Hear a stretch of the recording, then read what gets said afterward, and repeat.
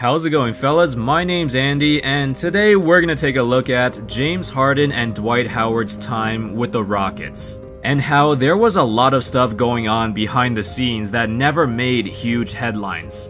And if you want to get tickets to watch the Rockets play, I'd recommend checking out SeatGeek. It's an app that aggregates ticket prices from all over the web to help you find the best deals for games, concerts, Broadway shows, and other events. The prices marked in green are good, while the ones in red are bad. The app is very easy to use, and you can also see the view from your seats before you buy it, which is my favorite feature. I used the app to buy tickets to a Knicks game last year, and the process was very smooth. Use my promo code ANDY at checkout to get $20 off your first purchase. Thank you to SeatGeek for sponsoring this video. Alright, let's get started. I'll give y'all some context first. Back in 2013, James Harden was a rising superstar. After getting traded to the Houston Rockets in the previous season, Harden made a name for himself as one of the best scorers in the league. In the 2012-13 season, Harden, at 23 years old, averaged 26 points per game, which was about 10 more points per game than in his previous season coming off the bench for OKC. The Rockets squeezed into the playoffs as the 8th seed, but unfortunately the team would lose in the first round. But around this time, the Rockets knew that Harden was the guy that they would build their team around, and they needed to get him more help. That was their goal in the 2013 offseason. On the other hand, there was Dwight Howard. He just had an unspectacular season with the Lakers, and from all the reports, it didn't seem like he had a great time there.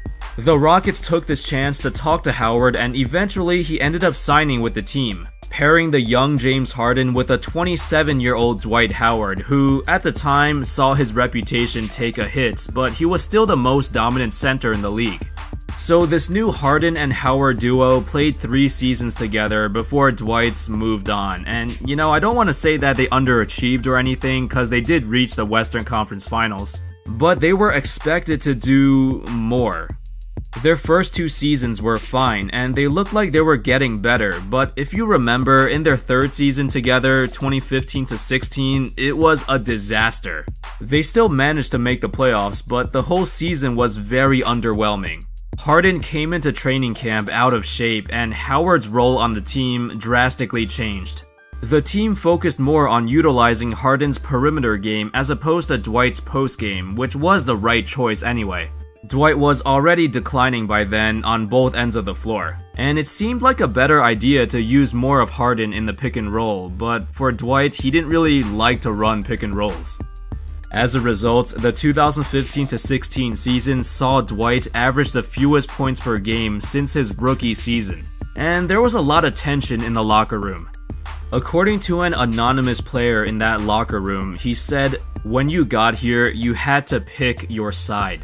Harden and Howard were basically at opposite ends of the locker room, and the rest of the team had to choose who they wanted to talk to. Kinda like some weird high school cliques. And what's worse is that instead of confronting each other about it and trying to solve the problem, the two of them continue their passive aggressiveness for the entire season, as the Rockets continue to struggle. According to the guys in the locker room, it was a weird feeling, like everyone knew that they had beef, but neither of them brought it up. So it made for a very uncomfortable environment. That was mainly because both Harden and Howard were not the type of people to confront others, but at the same time, this led to the problems never being solved. According to Calvin Watkins of ESPN, Dwight felt like he was disrespected by Harden.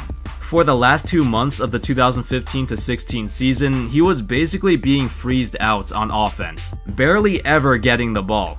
Howard's personality, bubbly, friendly, and warm, often can rub guarded people like Harden the wrong way. Harden also wished that Howard actually start demanding the ball instead of goofing around. Yeah, it was a pretty big mess. This whole season was a big mess. The Rockets even fired their coach Kevin McHale 11 games into the season, even after he helped them reach the conference finals in the previous year. Anyway, near the end of the season, Dwight's relationship with the team had become very cold, and he was completely distant from them. It was pretty obvious at this point by everyone that he was not going to re-sign with the Rockets, and frankly, the Rockets didn't need him either. They had a young, up-and-coming center in Clint Capella who was a better fit for what the team wanted to do on offense, which was moving away from playing through the post and instead utilizing Harden's dominance in the pick and roll. After the Rockets lost in the 2016 playoffs, Dwight would leave and sign with the Atlanta Hawks. When he was asked about his relationship with Harden, he said it wasn't as good as it needed to be for us to succeed. But, you know, looking back on it, there's really nothing that we can do about it now. Talking about it amongst ourselves is great, but for myself, and I think for the Rockets, we all have to move on and let that chapter of all of our lives pass. So from this quote, I think it's pretty clear that Dwight believed that the two of them should have done better. I mean, it was a good 3-year run for this duo, but I guess the expectations were a little bit higher. Later on, Harden would also say that there was no beef between them, it just didn't work out, that's it. But after Dwight left, the vibe in the locker room was apparently a lot better. It was perceived that things were calmer, drama-free without Howard, at least according to reporter Calvin Watkins. Through the years, Harden has never complained either. Even through that rough patch, he never blamed his coaches, he never blamed his teammates, and he just continued to play despite the fact that the roster was about to implode. And just like that, the Harden-Howard era in Houston came to an end. In 3 seasons together, they got eliminated in the first round twice and made the conference finals once. While they got along pretty well in the beginning, their personalities were completely different, and over time, it was clear that this relationship would not have lasted.